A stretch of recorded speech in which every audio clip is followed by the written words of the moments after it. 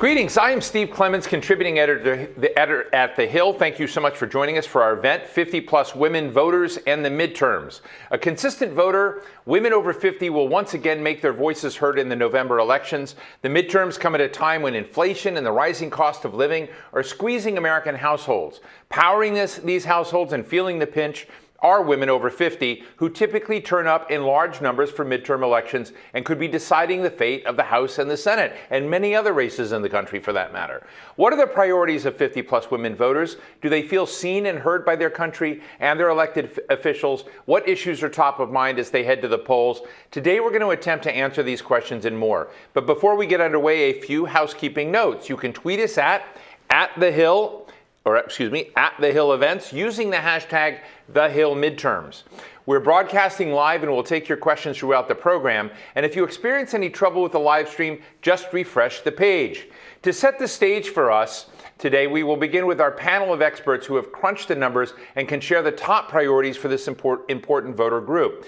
Clarissa Martinez de Castro is the Vice President of the Latino Vote Initiative at Unidos US. She can share the results of recent polling on Hispanic voters and the midterms. Kate Ryan is Vice President of Policy and Strategic Initiatives at the Institute for Women's Policy Research, a fantastic place and a reservoir of data. She works there to accelerate change in the lives of women and families. And finally, Nancy Lamont is the Executive Vice President and Chief Advocacy and Engagement Officer at AARP. AARP has conducted a number of surveys of this demographic. I should say that AARP is the sponsor of today's event, and I'm very grateful for that. But I will not have a discussion on this event without Nancy Lamont in it because she is one of the leading editorial experts. So we're very, very grateful to have that. It's not normally the policy of the Hill to do that, but we're pleased to do that today. So listen, it's great to have all of you with us. And let me just sort of open with you, Nancy, and sort of, come into this question and say, as you've just commissioned a set of polls, and in these polls, when you look at the dashboard of concerns of particularly women over 50, and as they're looking at this next election, what is top of mind to this group? Well, first of all, Steve, thanks for having me and thanks for doing this program. We obviously think it's important, and I'm delighted to be here on this panel. First point I want to make is perhaps to reiterate what you just said. We expect women over the age of 50 to be a particularly important voting bloc this time around. They're a big group. There are 63 million people, women over the age of 50. They turn out to vote. Older women cast 30% of the ballots in 2020, while they represented 25% of the voting age population. And third point, most important right now, they're a key swing voting bloc. Women are fairly evenly divided by party, but today we want to talk about how roughly half of them told us in a couple of weeks ago that they had not yet made up their minds how they were going to vote. Quickly to get to your first question, what are they thinking about? Most of them are thinking about the economy. Of course, women over the age of 50 are not a monolith. And so what we found in our survey is depending on what group you are, you might have a slightly different set of issues, but the economy is really at the top for virtually everyone. And I don't think that would surprise people, reflecting all those fears about economic instability and also political discord. One of the things, Nancy, that has struck me, I want to bring Clarissa and Kate into this as well, is that Gallup has done a poll. It's kind of an interesting, little bit of an odd poll. It's not just the United States, but it covers the United States, but also globally, looking at women and saying that women, by any measure, have never been as stressed out as they are right now. That when you kind of look at all of the different stresses, health stresses, social stresses, coming out of COVID, the economic scramble to pay the bills, to get the drugs, to be, caretakers for those that are in need. And I should say both men and women can be caretakers in this. But the stress levels are very high. And I'm just interested in whether we are hearing that, whether, we're hearing that there's a human cry that's more than what money are they getting. I mean, it's just sort of the human part of policy, which I know it's sort of a meta topic and not a Facebook topic, but kind of a big topic. But Nancy, just your thoughts on that. Are we getting it wrong?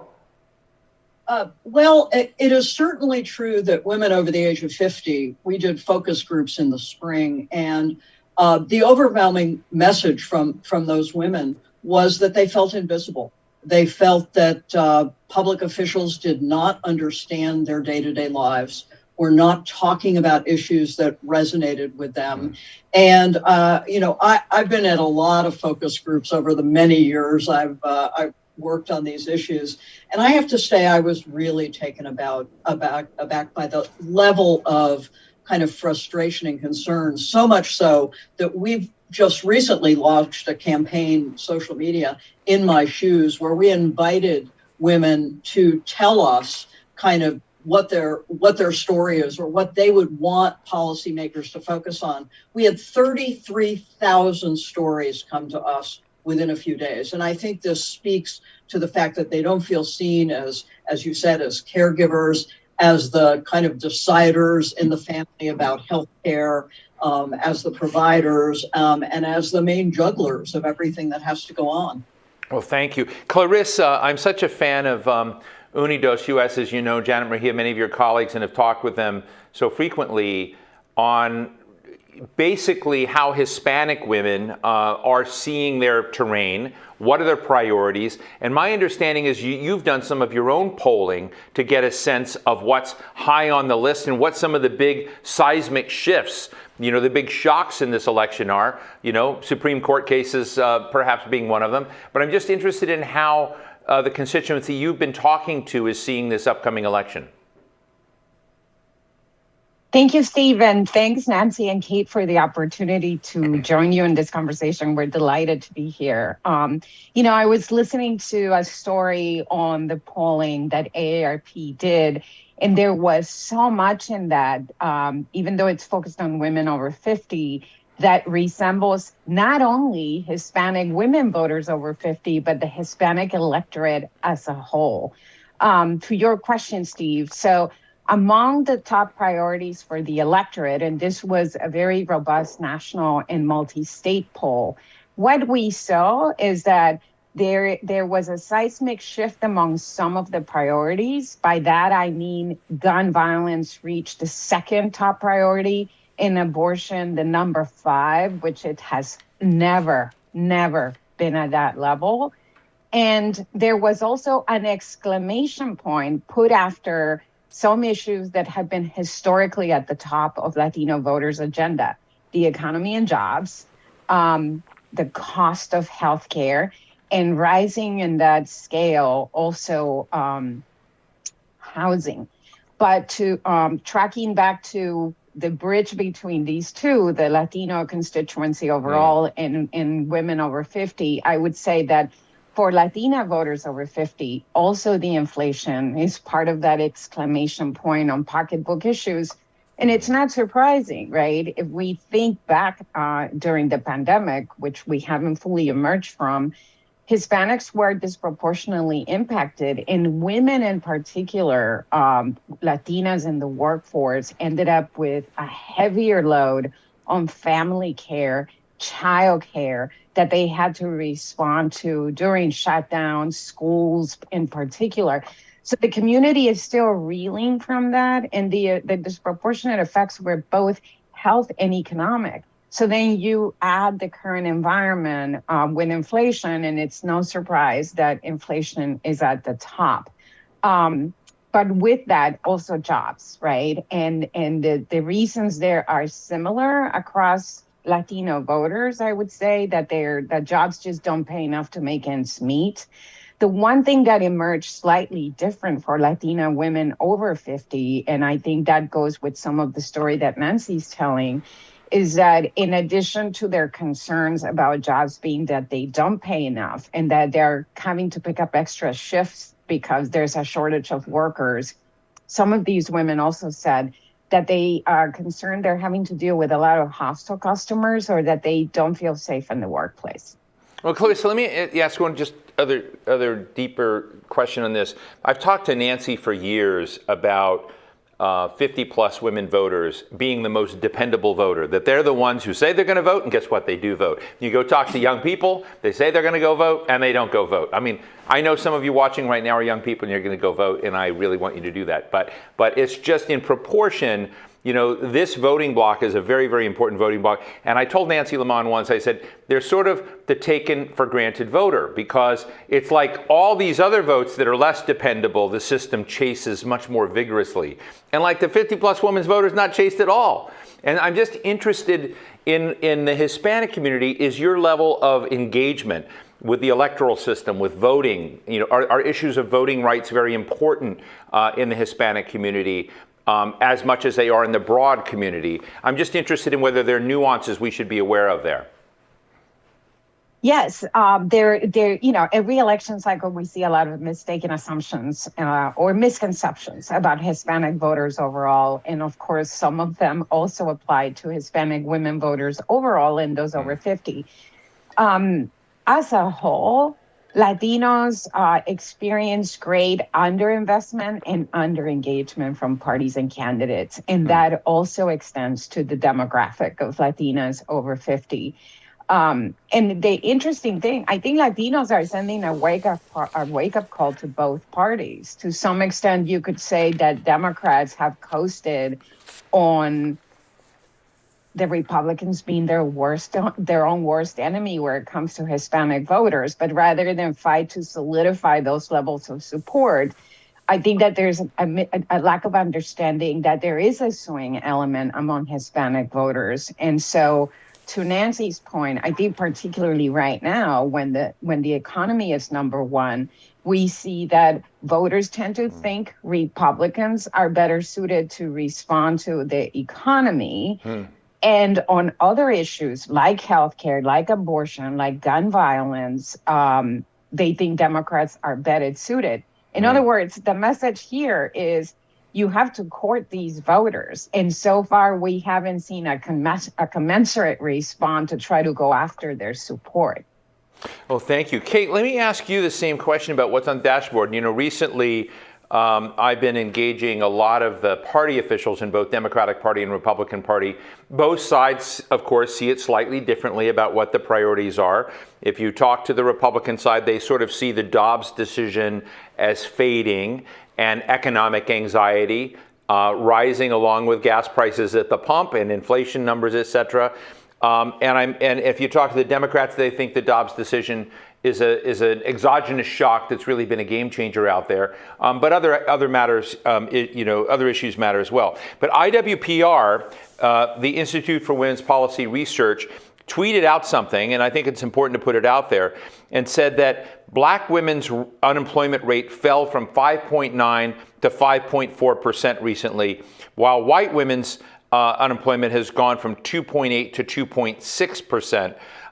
And you sort of look at those levels, there's still a 2-for-1 difference in those levels. Now, this is not age-based, but it gives you a sense that, you know, at certain level, I mean, it comes back again, not to overtalk about Nancy Lamont, but Nancy Lamont taught me one time that the future of retirement is work.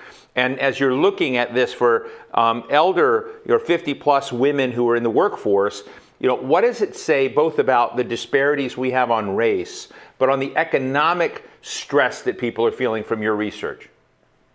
Absolutely. And thank you, Steve. And absolutely keep referring to Nancy. I agree. Thank you, Clarissa. The issue we're seeing is that economic security is top of mind for women, but that is deeply tied in women's actual day-to-day lives with the wage gap, with their income disparities, with the fact of the Dobbs decision, both for women who are impacted potentially personally, but also older women voters are the women who are in the streets marching for Roe.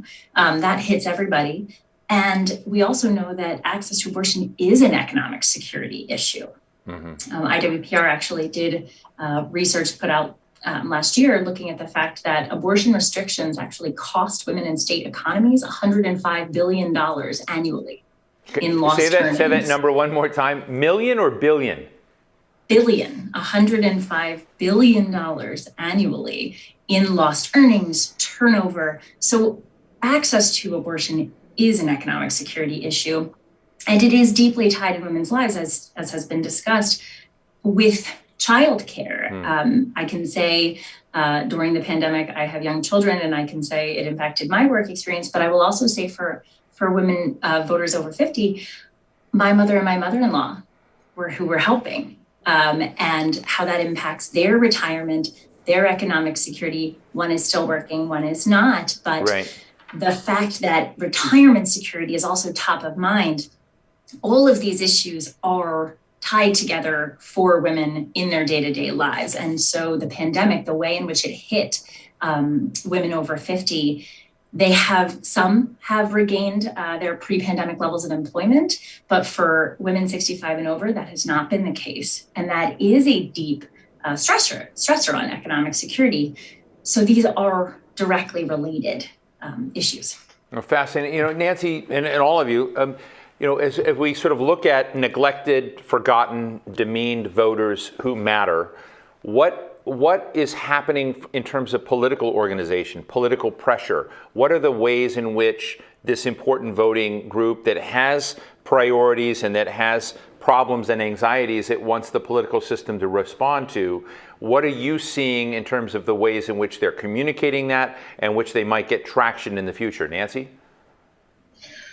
Well, we're seeing attention to, I think, all the groups that the panel's talked about now as we get closer to the election. And I think part of that is the recognition that women of all ages, and especially women over the age of 50, are going to be major factors in what happens. And particularly for the 50 plus, we know they are going to turn out. And one of the findings in our poll that really, really surprised me was the importance of Social Security. Kate mentioned retirement security focus, all ages. And, I probably get paid to talk about Social Security, so it doesn't surprise folks. But what really blew us away in the survey was how important concerns about Social Security being there were for not just women over the age of 65, but shockingly for women 50 to 64 years old. And in fact, 3/4 say that Social Security being protected from cuts would help them a lot personally. And that was higher than lowering the cost of food, gas, or healthcare. So these are women thinking a lot about their future, thinking about how economically disadvantaged they are both today and tomorrow, and how important Social Security is going to be. So real quickly, Nancy, how is your community responding to this 8.7% increase in benefits next year? I mean, the biggest increase in 40 years. Now, I have to say, 8.7% when you've got 8.1% inflation nets out to 0.6% net growth. But who's counting? Right. But how do they feel? Well, very positive, obviously. And remember, roughly 50% of people over the age of 65 have Social Security as their primary, if not sole, source of income. So that additional 8 increase is going to be very, very important. They're very positive about it. And I think you're going to hear more about Social Security in the next few weeks. Well, Clarissa, your thoughts? Well, on that point, right, like we talked about the priorities overall for the community, it is important to note that for Latina voters over 50, Social Security and Medicare were their number 4 priority. So that very much corresponds to what Nancy is saying.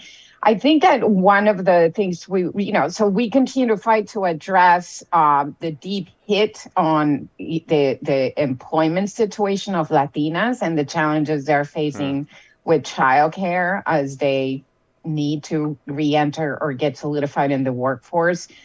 The other thing I would say is that just as there are misconceptions and mistaken assumptions about Hispanic voters overall, I've heard in some places say, well, women over 50 are not of childbearing age, so maybe abortion is not such a big issue. Well, as it is for Latinos in terms of the vast majority of Latinos, including Latinas over 50, 70% of them believe that regardless of their personal belief, it is wrong to make abortion illegal and to take that right away from everybody else. But there's also deep support for extending policies like the Earned Child Tax Credit, like childcare supports and food supports for working families.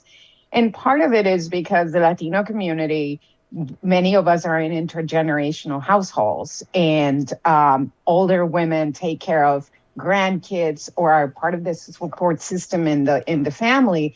So all those issues end up very interconnected, even if some folks may assume, well, they're not dealing with those things anymore, so they don't care. It's not true. Well, thank you. And your thoughts as well, Kate? I really want to agree with Nancy and Clarissa. I think to the point of Social Security, women depend on Social Security more than men do as a percentage of their income in retirement. There are more Social Security beneficiaries are women than men. So Social Security as a top issue is essential. And to your point, Steve, around tying it to inflation, it's why the increased cost of living and inflation is so impactful and immediate as folks are making decisions at the grocery store. And to the point around childcare and intergenerational households, COVID increased that a lot, right? We saw a lot of intergenerational care as folks formed bubbles and depended on parents. Obviously, I gave my personal example, and there are many more anecdotal stories to that effect. And so the fact of not having paid family and medical leave, the piece of access to abortion, these are intergenerational issues, and they are also, people feel strongly that, for example, abortion being made illegal, they don't support it across the board. Let me just do a quick round robin here real quick, because you just said something really interesting, Kate, which was about these other, family medical leave and about other dimensions of support.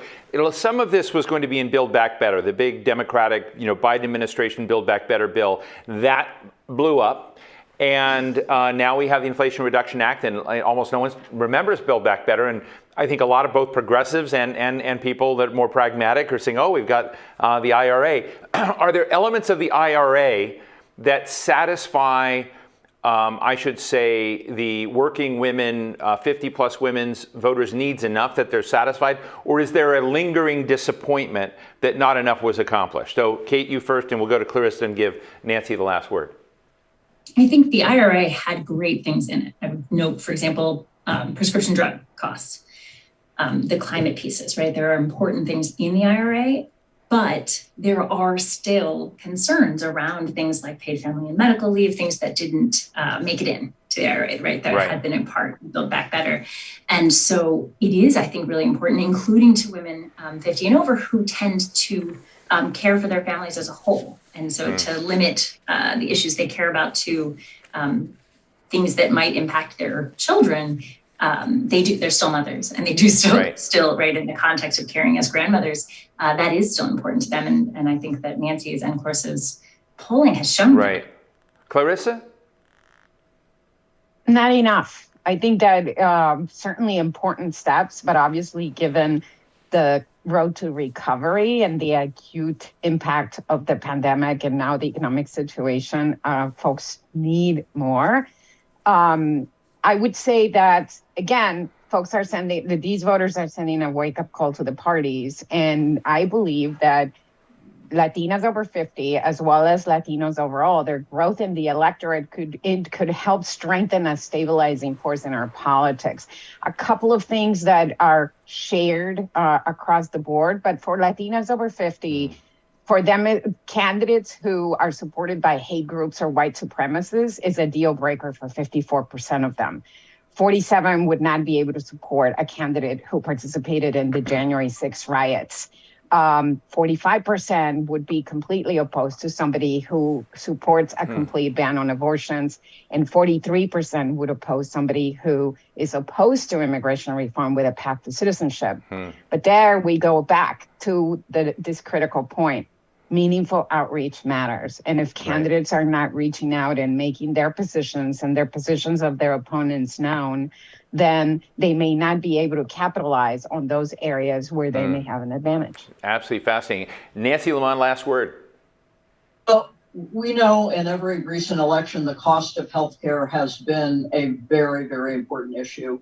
And the Inflation Reduction Act dealt with the cost of healthcare in terms of prescription drugs, an issue we worked on for many years, and also the premium costs in the Affordable Care Act, among others. So no question there's value, particularly for older women voters, in that piece of legislation. Is there more to do? Absolutely.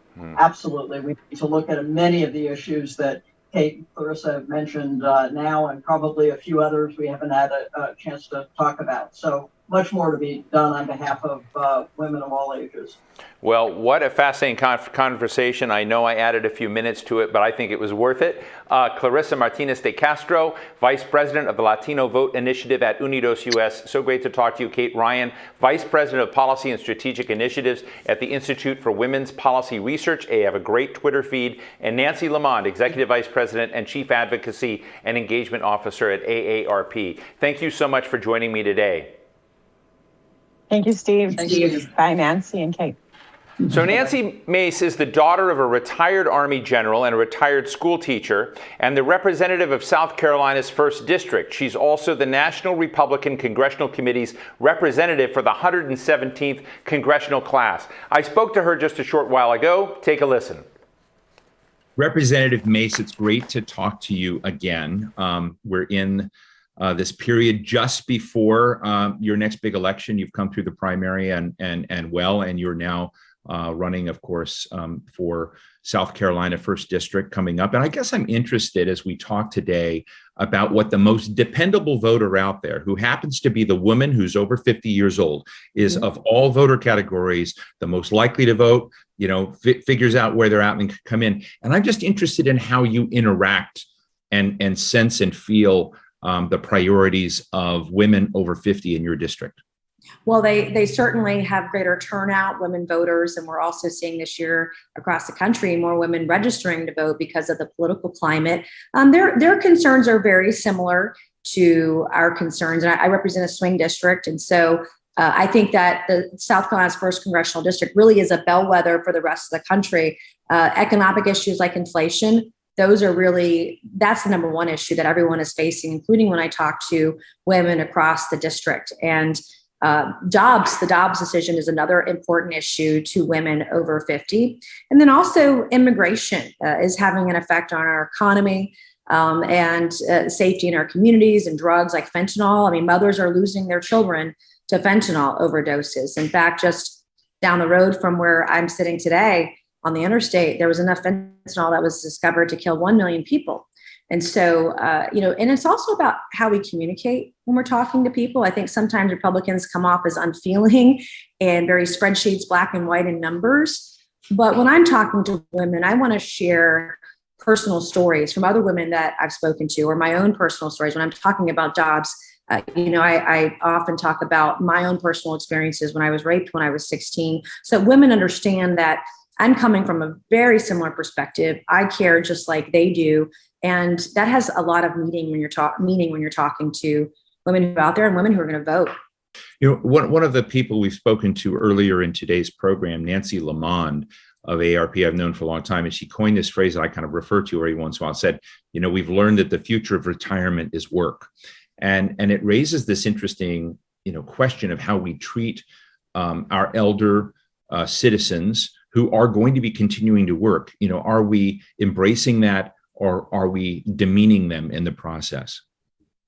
Well, and you look at it today with inflation, you've got people that are retired that are now coming out of retirement because to pay their bills, they have to take up a job, sometimes 2 jobs. And so it is an issue, especially when we're talking about Social Security and what that future looks like. And neither side, Republican or Democrat, are really willing to address what the future retirement might look like for people who are going to need it, who have paid in for the entirety of their career and don't know if they're going to have Social Security when it comes time for retirement. And so those issues are very important. And I put the blame and that responsibility on both sides, because neither has been willing to address that as an issue. And it's only gotten worse because of inflation. And I don't put it at the feet of Democrats only. I mean, Republicans have been part of running up the debt. Republicans have driven deficit spending. This has been a problem for decades. It didn't start yesterday. Certainly it's worsened over the last year and a half, but it's not like it started yesterday, the spending issues that we have either caused by both parties. Now, just recently, the Social Security Administration has says it's going to give an 8.7% bump in cost of living allowance. It's the largest bump in 40 years in Social Security. Are you and your colleagues supportive of that? Well, I think part of it's going to be how do we pay for it too? I mean, I think we're all supportive of increases in Social Security, but the problem with Social Security is what is it going to cost in the future? What's it going to cost now to do that? And then how is it going to be paid for? Already there's some debate amongst economists on both sides of the aisles who's going to pick up the $31 trillion in debt that this country has created. And making sure that when we are making these decisions and increasing Social Security is really important. Cost of living has gone up far more than 8% over the last several years. But how do we pay for these measures and have the ability to pay for them in the future? Because if you can't, if you go broke, then that doesn't help anyone. And I know for my generation, I'm 44, I'm just expecting I'm going to have to work, that I'm not going to get Social Security because I don't have enough confidence in what's going on in Washington right now, that regardless of whether or not they raise it or not, that the money will be there when it's time for me to retire. I mean, I understand it because I think the same way as it sort of sounds pretty bleak, like, oh, will it be there when I finally get to that point? You get your Social Security Administration note saying this is the amount you're going to get. And you just wonder, is this real or not? Mm-hmm. But you do have some colleagues in the GOP tent that are saying some things that are fairly remarkable about Social Security. Senator Ron Johnson comes to mind saying, that this should be an annual vote, that this should be brought in, and that there are other people, basically talking about, a different track on Social Security. And I'm wondering when it comes to, some of your constituents, are they hearing that Social Security is going to end tomorrow?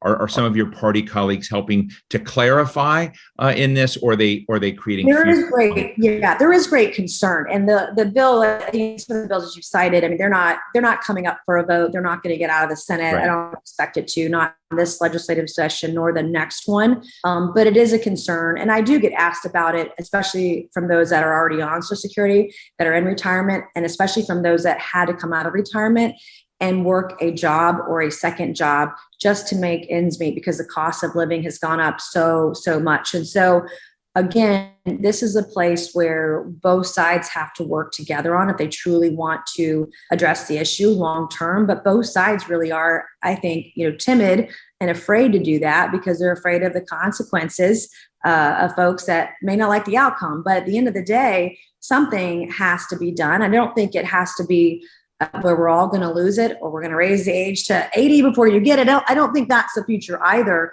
But with the lack of leadership on the issue, and where do we go to from here? How do we afford to continue to pay for it long term for my generation and then my kids' generation in the future? That is a problem. That is an issue that we have to address. And anything, Republican or Democrat, whatever legislation we end up working on now or in the future, one of the things that government doesn't do well is it doesn't transition. Well, all of a sudden it's like, boom, here's this thing, this idea, this policy, we're implementing it, we're starting it tomorrow.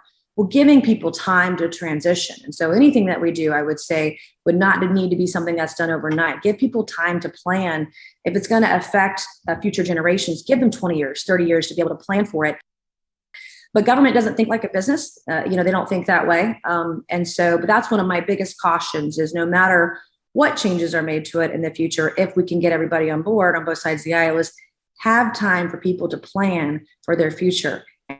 And retirement takes decades. It's not a thing that you can't save up for it for 10 years and then think it's going to be there. It's not. It's something you have to save for and plan for over the entirety of your lifetime. One of the things we're doing in today's program is looking at a set of polls that have gone in and talked to voters over 50, particularly women voters over 50, and they don't really rank elected officials very high. And, a good majority of them come in and think that elected officials are bad at understanding the everyday challenges of people like them. And, and you've mentioned some of these: costs of food, costs of healthcare, costs of gas, a kind of bleakness, particularly with people on fixed income. And I know it's unfair to ask a member of a body with 435 other people, how do we move forward on things like really dealing with inflation or dealing with some of these costs? But I just, I really respect you, and I sort of want to know on your template, what are some of the ways in which we could be credibly dealing with these cost anxieties that elder Americans are feeling?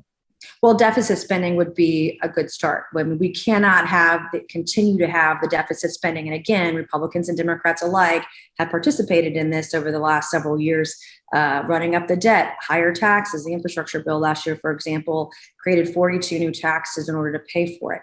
So during COVID, for example, when the government literally shut businesses down, they still got record revenues. Government did not make the same decisions that businesses had to make about keeping employees or firing them or getting them on unemployment or figuring out ways to make ends meet to keep their doors open. The government has never had to do that. And one of the ideas that I have in addressing spending would be to balance the budget vis-a-vis something called the penny plan.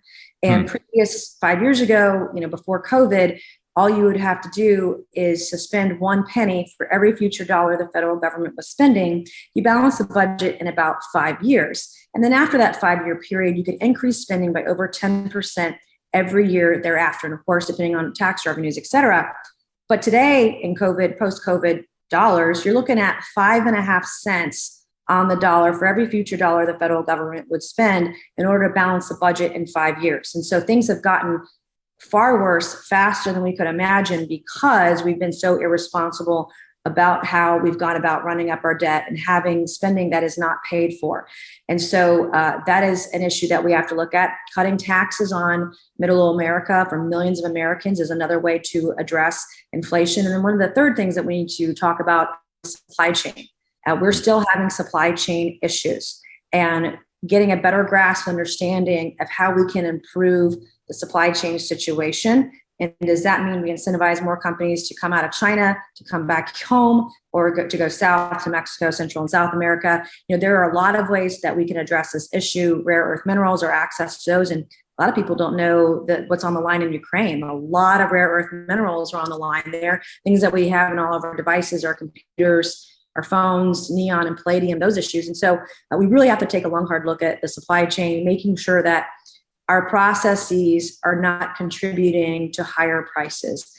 Fuel, especially diesel fuel. I'm talking to tugboat captains all the time right now, and there's a shortage of marine diesel fuel. And again, when the cost of fuel goes up, the cost of goods go up, the cost of food, the cost of bacon at the store, milk, going to the gas station, all those things. And women are right. The women that you're looking at the polling, Washington is largely out of touch with everyday living, everyday expenses that real Americans have to encounter every single day. In my district, in a certain town in my district, if you're going to rent an apartment, a 3-bedroom apartment month to month, it's going to cost you $5,000 a month. And I'm like, where's that money going to come from, right? And wages can't keep up inflation. And so just a few things that I would do, that is a trajectory that I would hit if I could wave my magic wand and make it all happen. That's what I would do. Part of the increase in gas prices in the United States and around the world is because, in my view, Russia has weaponized energy. There's a crisis going on in the world, and OPEC just made a decision to cut 2 million barrels of oil production a day. Do you think, this is not normally part of this conversation as we talk about elder Americans, but it is out there. And I'm interested in what you see by way of the foreign policy connection to this. Should we be tougher with Saudi Arabia? Should we be tougher with OPEC than we have been? We should. And we look what the cut OPEC has done. Gas prices have gone up. I'll tell you, cybersecurity, you won't believe this, but cyber issues also affect gas prices. So 2 summers ago, in the summer of 2020, a company called Colonial Pipeline was hacked. That's when gas prices here in South Carolina started to go up. And then they never came back down. And so there are a lot of different contributing factors. Also regulatory policy, not just federal, but state and local policy towards energy independence also negatively impact gas prices. And so like in the state of New York, for example, it was cheaper to import dirty oil from Russia than it was to use oil and gas here in the United States. And a lot of people harp on the pipeline issue. But pipelines are a lot cleaner than moving natural gas vis-a-vis any other means. And we all want to transition to greener energy, but there's, again, you can't just do it overnight. You got to have a plan that transitions industry, both in commercial and residential, that transitions our country over to have a stronger electrical grid, for example. But we have enough natural gas to power all of Europe out of the state of New York. Just one state alone, the state of New York, there's enough natural gas to power all of Europe for the next 150 years. And so we have an abundance of resources here that we could utilize in the meantime until we're all on solar or wind or battery operated vehicles, all the things that we all want to do and support. But again, it's just having time to transition and working smarter, not harder. You're looking at California now. They're looking at implementing nuclear energy because they've got a huge energy crisis. And they've told people, hey, you're not going to be allowed to power, to buy gas powered vehicles, but also we don't want you charging your EV. I mean, so again, it just, let's have a plan to transition and work smarter, not harder on the energy issues as well. It's all there. It's all right in front of us. If we're willing. Representative Nancy Mace, like I've said, these domestic issues are often connected and have international dimension. You just made that very, very clear. Representative Nancy Mace of South Carolina's 1st District, thank you so much for joining us today. Thank you. And now a message from our sponsor, AARP. Earlier this year, AARP conducted a series of focus groups with women age 50 and over.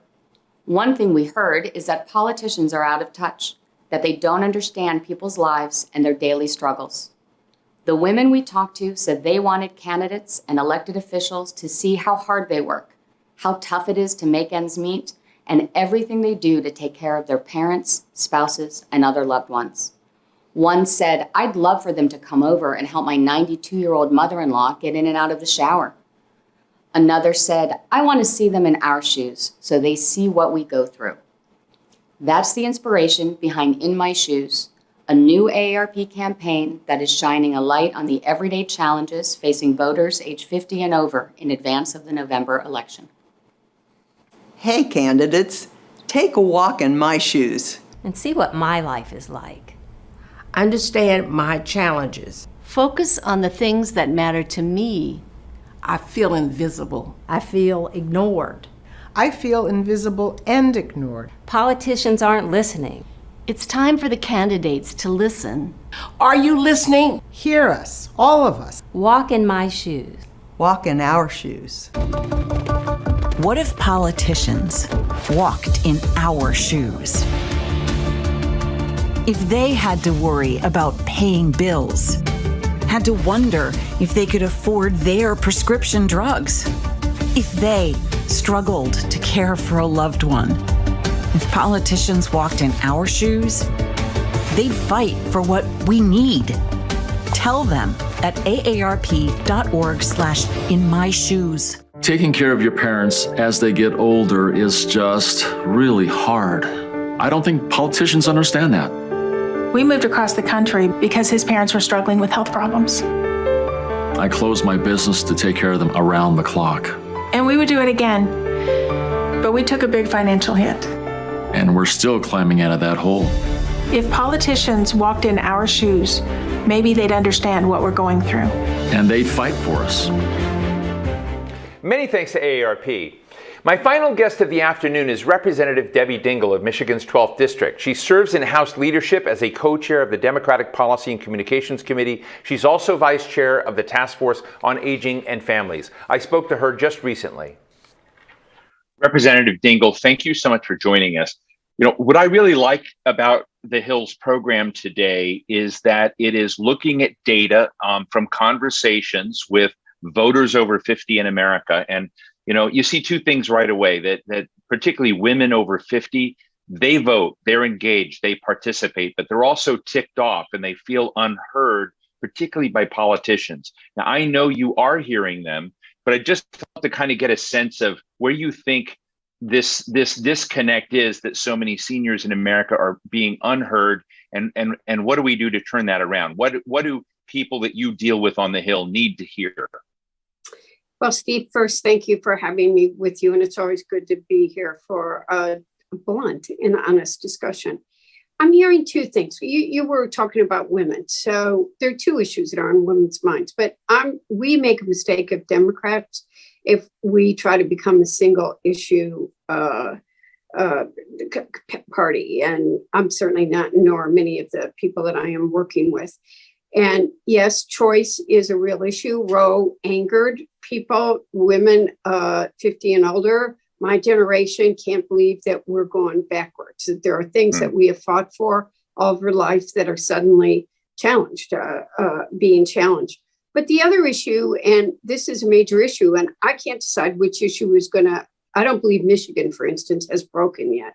People are worried about the economy. They're worried about the cost that they're paying at the grocery store. They're worried about the cost of gasoline, and the economy worries them. So I think there are two issues that are really impacting how people are going to vote in November.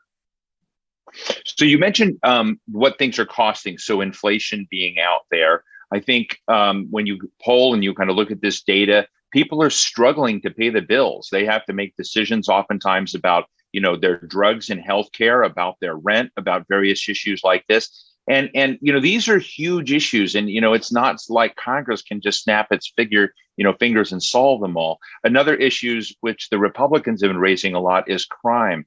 But I'd just like to get a sense from you. I mean, you've been a representative for Michigan for a long time, kind of doing this. What do you think are some of the most important things that your party needs to put forward in terms of dealing with those struggles that people are having?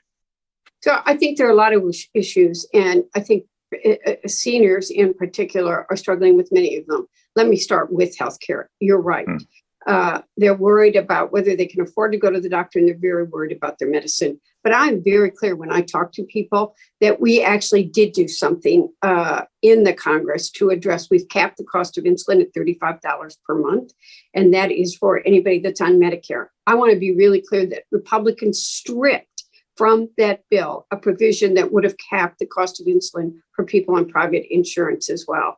And I just think that's wrong. We have put a cap on the amount of money that seniors are going to have to pay out of pocket at $2,000 a year. Republicans voted against that. We are now going to have Medicare be able to negotiate the cost of some of the most expensive and most used drugs that everybody is using. Republicans voted against that. So when you talk about what people are doing to help people every single day, those are very significant costs. I'm also the sponsor. Bob Casey is the sponsor on the Senate side. Seniors are really being hit by caregiving. There was a very important article in the Washington Post, I think, in the last couple of weeks that talked about what was happening to caregivers. I was a caregiver, but I was not as old as many caregivers are right now in relationships that matter. I was a caregiver for my husband, and that taught me how hard it is to find a caregiver, be able to get more people to go into caregiving. This is going to become a crisis in this country, and pay them a decent wage. And the article in the Post this week highlighted a woman that's been taking care of her husband, but her exhaustion, her inability to be able to find anybody. I think caregiving for people over 50 they're becoming the sandwich generation. They're taking care of their grandchildren and they're taking care of their spouses. It was in my instance. Now I'm taking care of my mother and being able to find the help that you need to get that respite break. And many people want to stay in their own homes. There's a waiting list of more than 1 million people. We need to expand home and community-based care. I'm going to ask you a question out of left field on this, because as I listen to you, I can feel the stress that you felt, being so responsible, for your husband, John Dingle's health and whatnot. But so many people in the country are feeling like this right now. I had dinner recently with Senator Dan Sullivan, a Republican from Alaska, and he said something very surprising. I thought we were going to talk about oil and energy. We ended up talking about the loneliness epidemic in America and mental health stress and challenges, the rise in suicides, particularly among young women.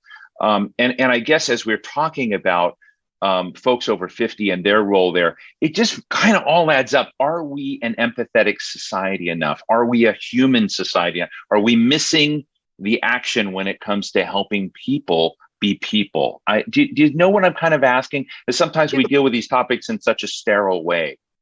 So I don't deal with it in a sterile way, as you know. And I want to first say that I was luckier than 99 and 9/10 of the people in this country. I had a support system, and but the days when I was very lucky. My husband lived for 4 years, and his brain was there every single second. He was twittering his original thoughts the day that he died. But when I was just trying to when he was in the hospital and I needed care, and who was going to be the payer of it? Was it private insurance or Medicare? And I would dial endlessly and push buttons and never get a human being. And I was so desperate. I wanted to punch the wall out.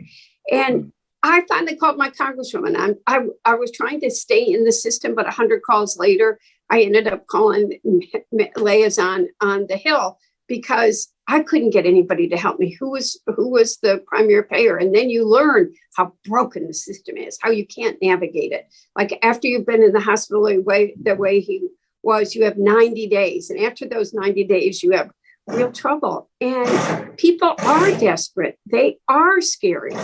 And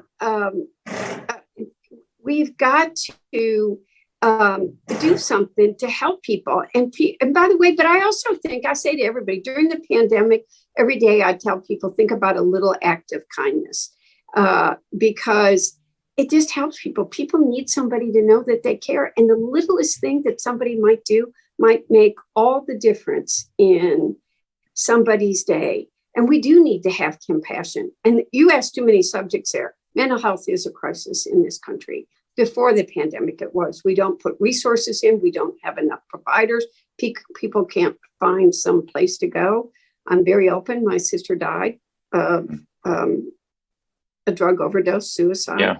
And I know other families are, and I talk about it because it happens in every family. And again, have you ever tried to make the system work? When I was trying to make the system work then, it was, you couldn't help somebody that you wanted to help if they didn't want the help. Right. I did combine a lot of topics in there because there's just a lot of human challenges right now, and want to make sure some of them are very connected. You tweeted out, Debbie Dingle, the commitment we made now. The Social Security beneficiaries are going to receive an increase of 8.7% in their benefits in 2023. You said it's $140 a month for approximately 70 million Americans. This is the biggest jump in Social Security outlays I've ever heard of in my life. Now, a lot of people will say, well, this is just helping us to stay in place. I'd say, well, it's better than falling back because of inflation on this. But how is that playing out among your friends? Is there, in your colleagues in both sides of the aisle, is there support for it? Because we often see this debate as well about the solvency of the Social Security Trust Fund and Republican efforts. A couple of senators have been out there saying, hey, we ought to be renewing this every year and debating it every year, not leaving it as an entitlement. What are your thoughts? So I'm going to be very clear. People do say, will Social Security be there? It will be there because it is the most critical part of a three-footed stool to make sure. I believe every senior has the right to retire with a safe and secure and in dignity retirement. And they've worked hard. Many have pensions that are now disappearing. Social Security is a very important part of that. And it has not been holding its own. It has not been keeping up with the cost of living. And I would urge anybody that's talking to me to go out and talk to seniors every single day. I go into senior centers every week. I try to talk to seniors, hear what the issues are. They're scared. They really are. This is not a talking point. They are making decisions between food on their table and whether they can afford the medicine they need and where they're going to live. And if they can, what kind of setting are they going to live in? Affordable housing is disappearing, and they do need that helping hand. And I want to be really clear. There are Republicans, the chair of the Democratic Republican Senatorial Campaign Committee, who thinks we need to privatize it. We need to eliminate it. We will fight heart and soul. Social Security is now part of the fabric of our society. Seniors depend on it, and they will never let it disappear. And we will work hard to keep it healthy and make sure seniors have that ability to live with a safe and secure retirement. Thank you for that. One of the things that you brought up earlier in our conversation is the reversal of the Roe v. Wade decision, the Dobbs decision from the Supreme Court. And I guess for women over 50, and you said that many women are worried about going backwards in time. What are the other areas out there besides abortion that women are afraid of losing ground on? Well, Steve, we're still not being paid with parity. That's a reality. I'm going to tell you, I'm not old, I'm seasoned. Okay, I will admit that at this point in my life, but I got a lot more seasoned. women. I'm getting seasoned too, Debbie. I'm getting seasoned. But I have a lot more women vigor in me. And, the fact, one, we don't have pay parity. But, when I said that, it was not that long ago that when I applied for my job at General Motors, where I worked for 3 decades, I was asked, why would a woman want to work at GM? Mary Barra is now that CEO. But you are seeing questions asked now about sexual harassment in the workplace. If I could tell you about some of the things that happened to me, these are not stories made up. I had a man that was my boss who aggressively pursued me and told me if I didn't sleep with him, that he was going to demote. The only bad appraisal I ever had. And when I went to people for help, was told people on the 14th floor, which was the top management floor, like him, live with it or leave. I mean, we cannot go back to those days. I mean, we got to make sure everybody is treated with honesty and respect, and men need to not be worried about being attacked, but they need to treat everybody openly and honestly. We have a Supreme Court justice who said we need to revisit a lot of subjects. When I was at my undergraduate days, student health wasn't allowed. I think every person needs to make their own decision, but I had very serious endometriosis. Hormonal pills, birth control were a form of treating it, but the student health center wasn't allowed to dispense it. We are now threatening what medicines women are going to be able to take again. We had to fight to get parity with NIH, what the amount of money that NIH was spending on research, but no women were included. We still don't have parity in drug testing not on whether you're taking drugs, but research that's being done on drugs and how they impact a woman's body. The Supreme Court justice also said we should visit the subject of equality marriage again. I mean, there's so many subjects that are now could be rolled back. We need to keep moving forward, not going back. I worked hard my whole life to bring equality for women in so many places. And I will not, at this point, when we're still making progress, going to see that progress go back. And that's what we're fighting for. That's so important. If we may, I have one question from the audience that I'd like to slip in here. It's a question from Eileen Schleff, president of the Creative Alliance Communications. And she asked, how do we, and I assume this is we as she being a Democrat, improve the current messaging and add new distribution channels about all the issues that face women? So I guess Eileen's question is really about what do we need to do? What do Democrats need to do, I should say, above and beyond what you're doing now as far as messaging? So I would actually say, I don't look at this as a partisan message. I encourage people to talk about the issues that impact all of us and the issues that we care about. I'm worried right now. I remember how angry everybody was. Nobody thought that they could overturn Roe. And then when they did overturn Roe, and by the way, I believe that's an individual's right to choose. What I would decide as a Catholic woman, especially one of my age, would be very different than a young person might do. But there is a separation of church and state. And that's one of the most fundamental principles that our country is founded on. We need to, as women, we need to talk to other women and talk about, if you're women of a certain age like us, we need to talk about what our real world experiences were like. When I'm out talking at rallies or talking to people, there are generational differences. Young women can't believe anybody's going to tell them what they can do with their body, what kind of medicine that they can take. They can't believe anybody can have this much control over their own personal decisions. Well, we fought for those. We believe it because we know we lived it.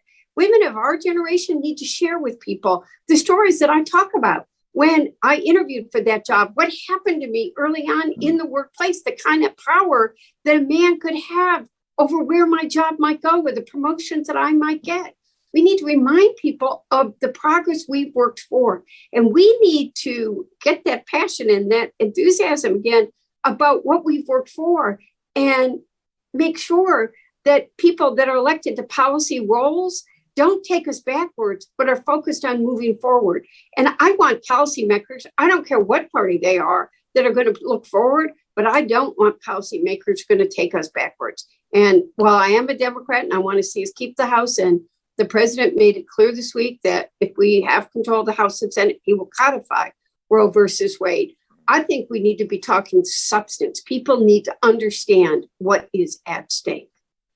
Well, I just want to thank you for your candor. It's refreshing and very appreciated. Representative Debbie Dingle of Michigan, thanks so much for joining us today. Thank you for having me, and it was good to be with you. And that brings us to the end of our program today. Thank you again to our sponsor, AARP, for its support of this program, and a big thank you to all of you for watching. For those of you who missed any of the conversations this afternoon, we will have the video from the event on our website shortly. I'm Steve Clemens. Be well.